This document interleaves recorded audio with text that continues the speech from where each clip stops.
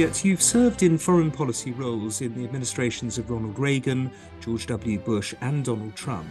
And you were the US Special Representative for Iran and Venezuela between 2020 and 2021. Tell me, you started life as a Democrat, working for Scoop Jackson and Daniel Patrick Moynihan. First of all, what were they like? And secondly, what was it that brought you over from being a Democrat to a Republican? We could go on those questions for 3 hours. But Jackson, let me put it briefly, Jackson was a Norwegian. His parents were Norwegian immigrants. He was quite stolid, not very charismatic, but completely solid, tough, strong, reliable. Pat was an Irishman. I'm going to get in trouble for these national, but he was flamboyant.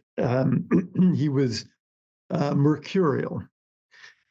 He was a difficult man to work for, though it was rewarding because he was also a very brilliant man and brilliant public servant. That was the old Democratic Party. That was the Democratic Party of Roosevelt and Truman and Kennedy and Johnson.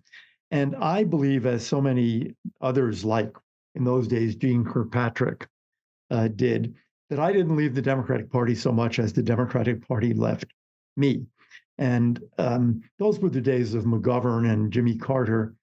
And I felt that party did not represent my views about world politics.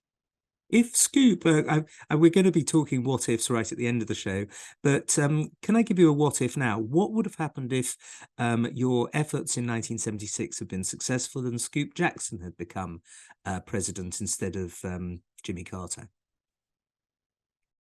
I think we'd have had a much better foreign policy. I would not necessarily say the Soviets would not have invaded Afghanistan, but we would not have had a president who felt he had to change his foreign policy after that invasion because he had misunderstood the Soviets.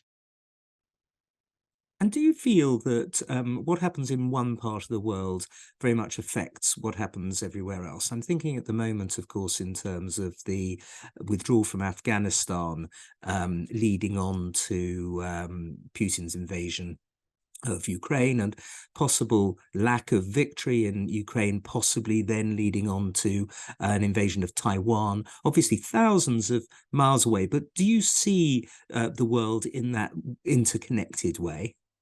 I think so. Reliability and deterrence relate all of those things to each other.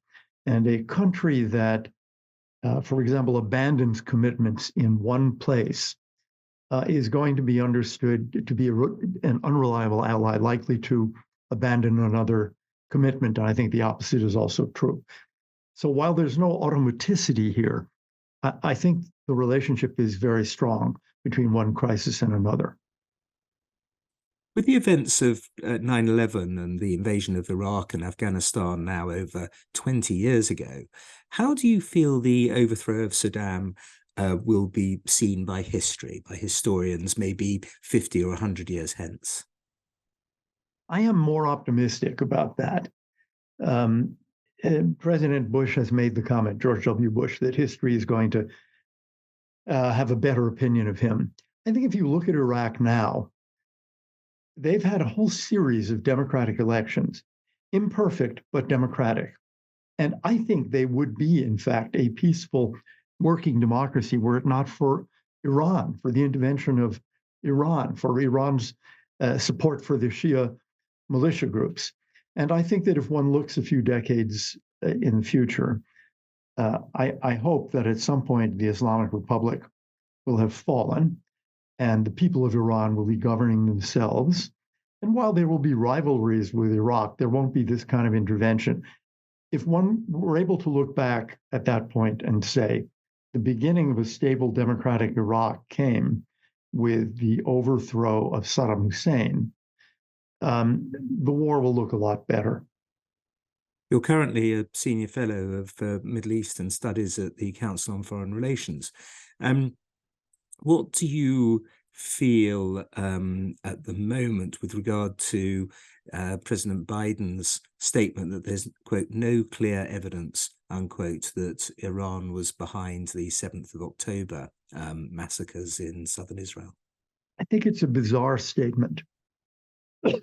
One, if he means that we do not have the smoking gun, that is, we do not have an intercept in which the Ayatollah Khamenei or the head of the Quds Force says, do it today.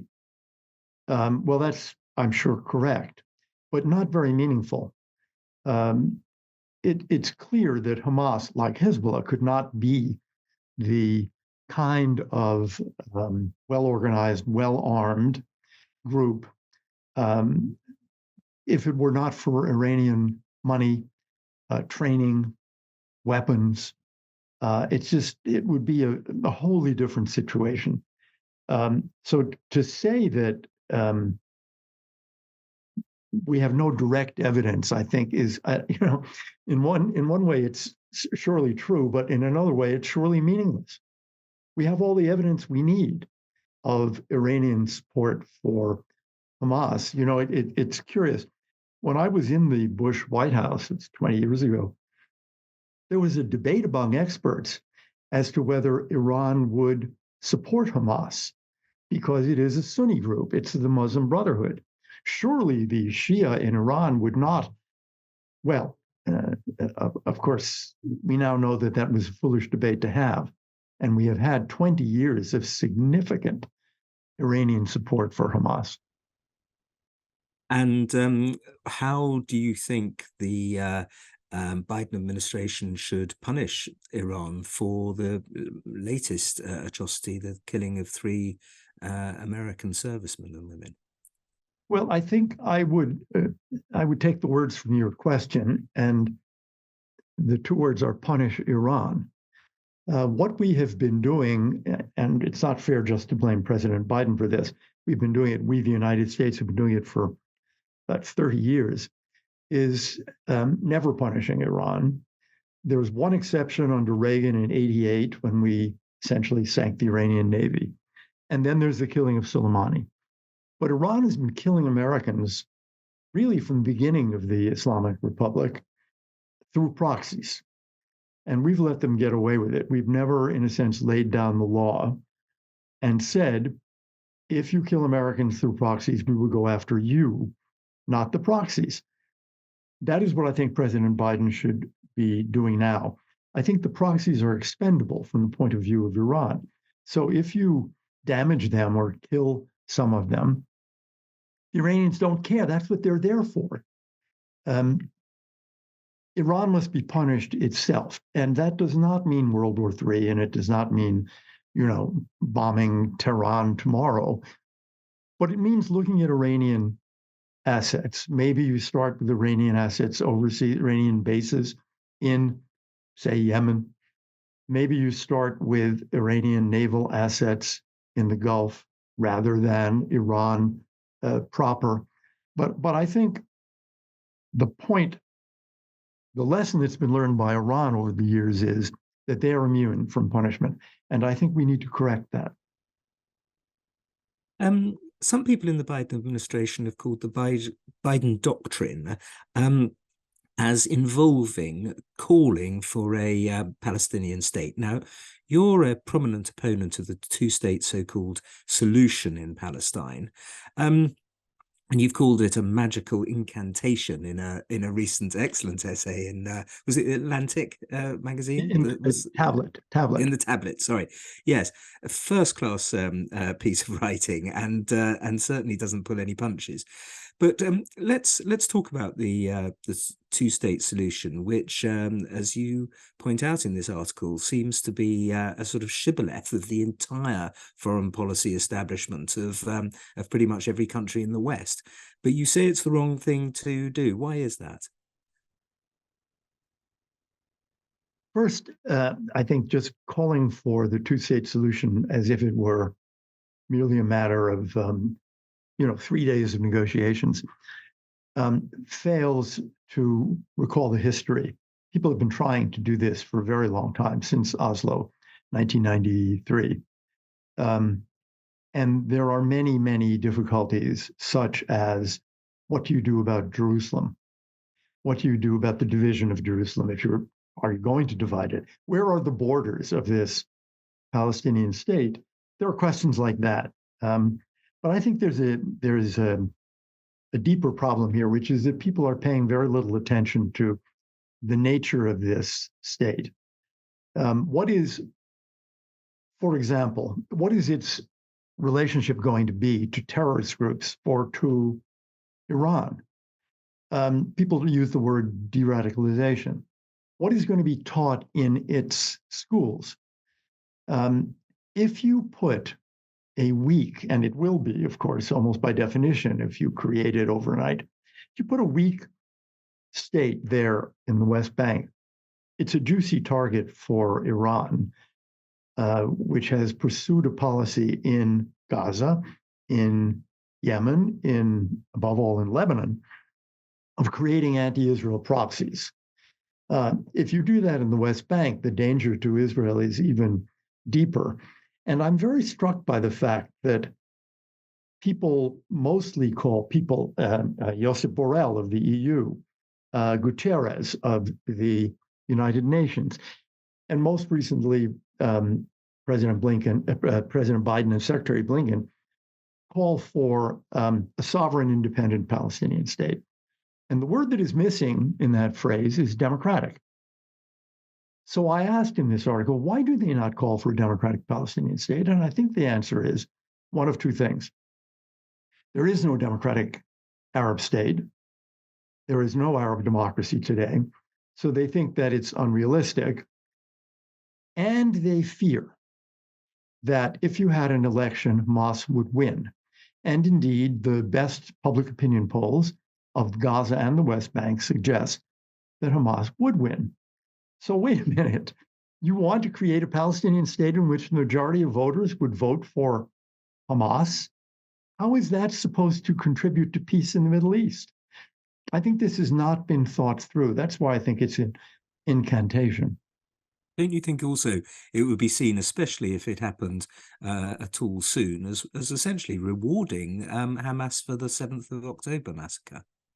Absolutely. If you look at where this question of Palestinian statehood was in 2023, before October 7th, or the two preceding years under Biden, it was really off the agenda. And if Hamas is, as you say, rewarded for putting it back on the agenda, that is a terrible lesson to teach.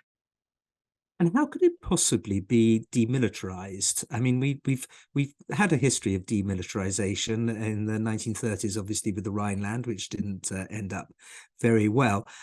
I think you point out in your article, don't you, that if in a future Palestinian state the state wanted to upgrade its police force, for example, and buy it various weapons that are very much on the cusp of an army, of being an army, it would become very quickly clear that Palestine was not another Costa Rica, for example, with no army at all.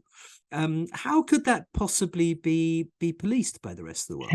And Israel does the policing now, but once you've created this sovereign, independent state, any intervention by Israel becomes an act of war under international law.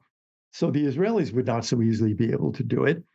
There is now an enormous amount of smuggling of weapons across the Egyptian border into Gaza, across the Jordanian border into the West Bank. And this is all being done by Iran. So they would no doubt try this. It's easy to say, well, of course it would be demilitarized. Indeed, Secretary of State Blinken said it yesterday. Of course it must be a demilitarized state. But the reference to the Rhineland that I made in the article, I think, was apposite because all is too strong. Many Germans viewed the agreement they had made about the Rhineland at Versailles to have been foisted upon them at a moment of weakness. And they opposed it. And you have the stab in the back legend and so on. I think that would happen in a Palestine. the conditions that had been agreed to create the state would be understood as unfair impositions by foreigners, by the Americans, by the Jews, whoever you want. And there would be an effort to start eroding them quickly. I'm just going to quote you a couple of sentences from this article, where you write, "A peaceful Palestinian state that represents no threat to Israel is a mirage. It's an illusion indulged by people in the West who want to seem progressive and compassionate, and those in the Arab world who fear resisting the powerful anti-Israel currents that circulate there and are now fortified by Iran. The future security of Israel depends in good part on resisting the two-state formula for endless conflict." Do you feel that one gets a sense that Trump, any future Trump administration might understand that, will understand that. How could you persuade the Democrats of this? That will be very hard, and I think it would not be smart to try to persuade them to abandon the project. I think the smarter way would be to try to discuss the conditionality. Blinken said on February 7th, when in Israel, that there must be a time-bound, irreversible path to Palestinian statehood. And that is, I think, exactly wrong, because it erases conditionality. I think what one might persuade them of is the need to impose a series of conditions before one would create and recognize a Palestinian state. Many of those conditions would be ones that President Biden would agree with. Security conditions, for example, to protect Israel, and by the way, Jordan. So I think the conditionality would be a key argument to make at this point, because if the conditions are quite sensible, you've got to end the teaching of hatred. You've got to end naming schools and public squares after terrorist murderers. You've got to have an effective and efficient government, etc. If you set those conditions, then I don't think they're going to be reached. It's one of the reasons the Palestinian state does not exist today. In the Trump plan, which did call for Palestinian statehood, there was an elaborate set of conditions that had to be met about Palestinian politics, about security. And that is, I think, the argument to make to Democrats. Even if the goal is correct, to do it overnight, to recognize a Palestinian state without those conditions is, by the way, no favor to Palestinians. And that is an argument I would make too. And I use the phrase in that article, if you had an independent Palestinian state, you could say Palestine would be free, but Palestinians would not be. I think that, well, George Bush used to use the phrase, the soft bigotry of low expectations. I think we need to impose some expectations on Palestinians, or we are helping those in their society who would not like to see these reforms. We should be helping the people who want to change Palestinian society for the better. Yeah, so you were Ronald Reagan's Assistant Secretary for Human Rights, and there would be no human rights, essentially, in the kind of Palestinian state that was most likely to come about if it were to come about soon. Is that fair? I think it is fair, and I think we in the West are complicit in this. It was the Israelis with American and European support who handed Palestine to Yasser Arafat, who crushed civil society very quickly and ruled as an autocrat. Now President Abbas rules as an autocrat. If you read the Amnesty International or Human Rights Watch, these are left of center organizations, and they're not particularly friendly to Israel. If you read what they say about life in the West Bank over these decades, there's no respect for human rights. There's no freedom of press. There's no independent judiciary. Surely Palestinians have a right to expect those things in a Palestinian state if one is ever created.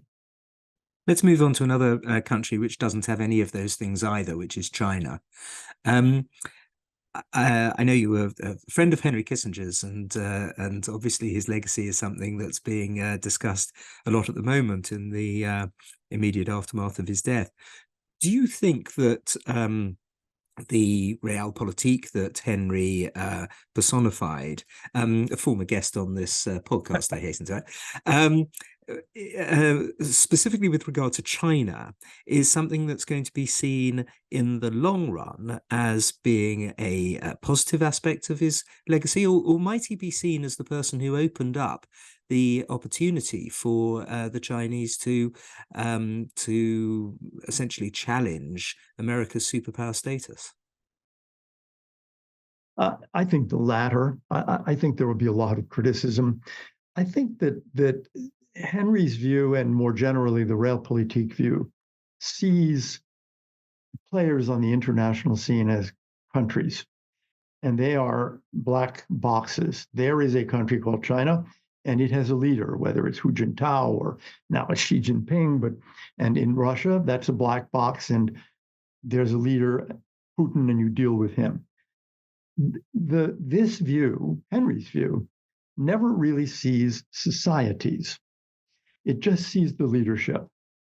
And that is, I think, in the case of China, a great mistake.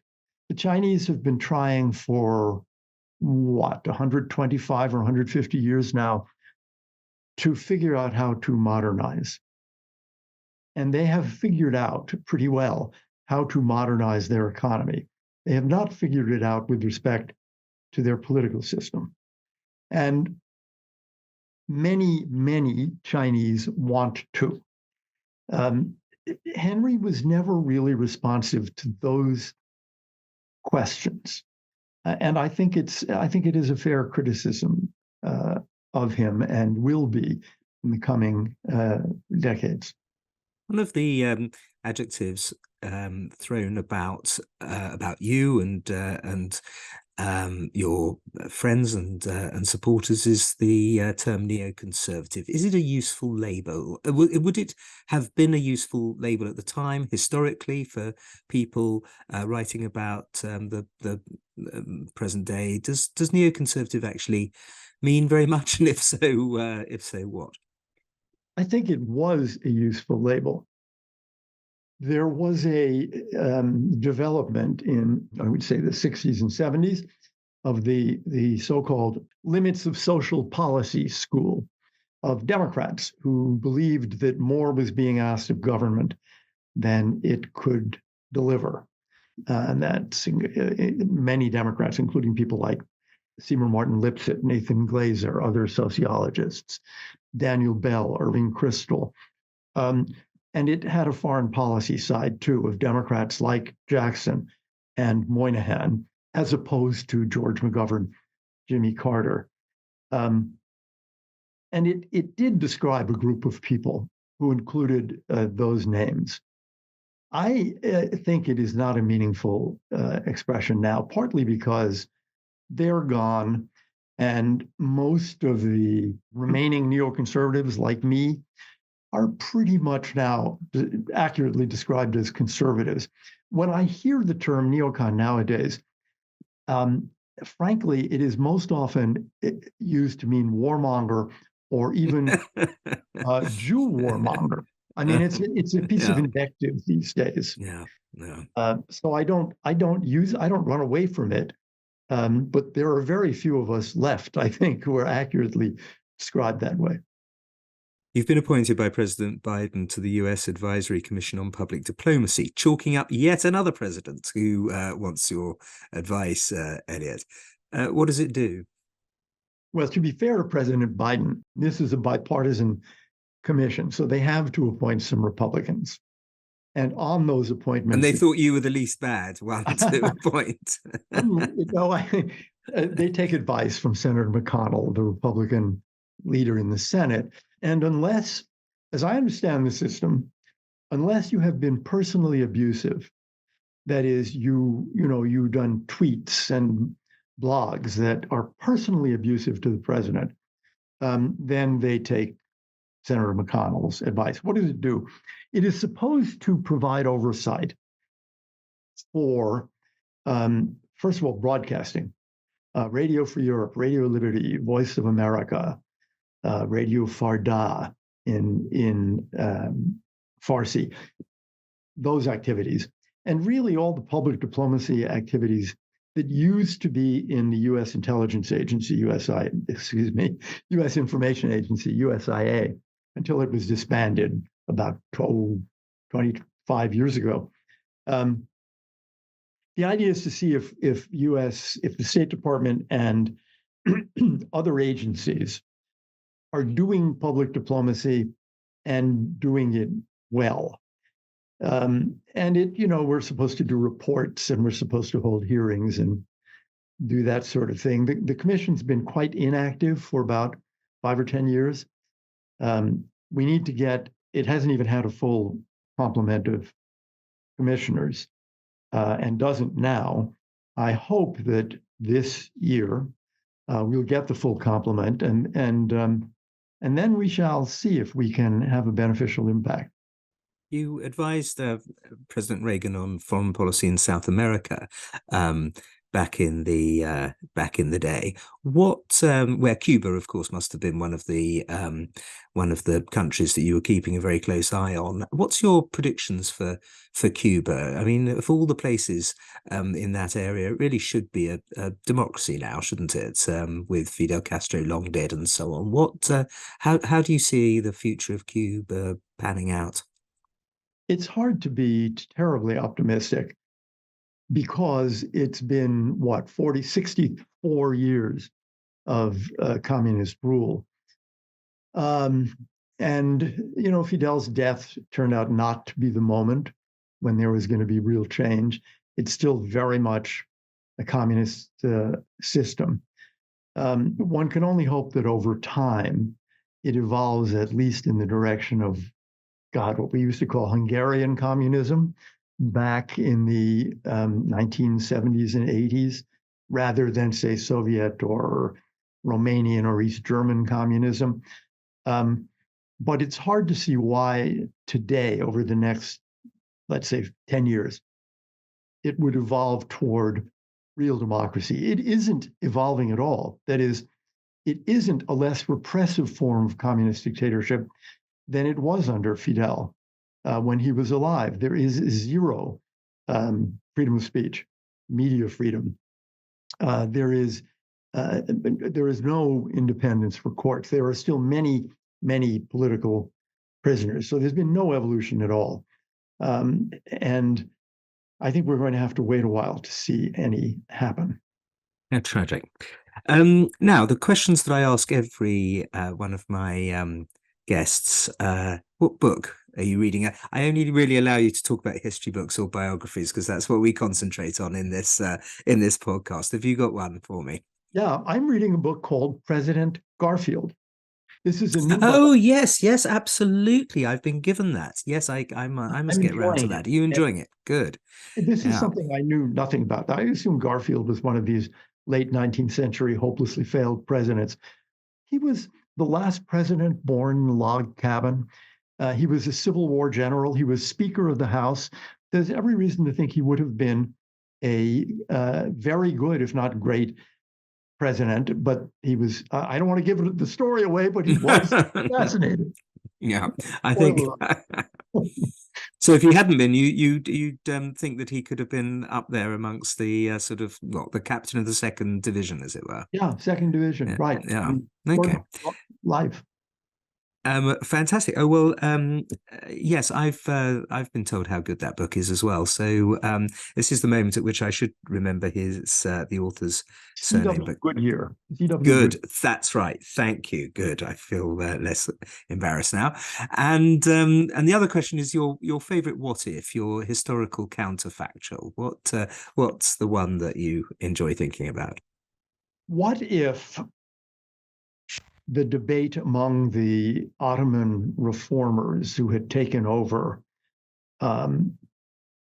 had led them not to side with the Germans in 1914? It was apparently a close-run thing, and the British and French and Russians were making tremendous efforts to persuade the Ottomans to remain neutral. What if they had remained neutral? So you have no Gallipoli, you have no Balfour Declaration, perhaps, you have no Arab revolt. It's to me, it's a fascinating question. You might also have got the Russian wheat through the Dardanelles, giving them enough money to continue fighting the war on the Eastern Front as well. They were pretty much desperate to do that, and you certainly wouldn't have got the kind of the overthrow of the Caliphate in 1922, the fundamentalist Islamic. Essentially fascism that we've seen so much of. Yeah, that's a great one. I've never thought about that one. You're absolutely right. But I'm not sure Winston Churchill comes out brilliantly from this, not because of Gallipoli. My views on that are pretty settled. But he, of course, had two big warships that were being built in Britain that he essentially sequestered, and then he attacked the forts in November 1914, the outer forts, which put the Turks on their mettle and probably did a bit more harm than good in the short run, at least. I think that's right, and the seizure of those two ships was perhaps the turning point. So Churchill is a problem in this what if. Yeah, no, that's true. But equally, we did get the warships, of course, which is jolly useful. Thank you so much, Elliott, for this really stimulating and intellectually enjoyable time. I really appreciate it. It's been a pleasure. Thank you. Thank you, Elliott. On the next episode of Secrets of Statecraft, my guest will be Toby Young, the free speech advocate and founder of the Daily Skeptic.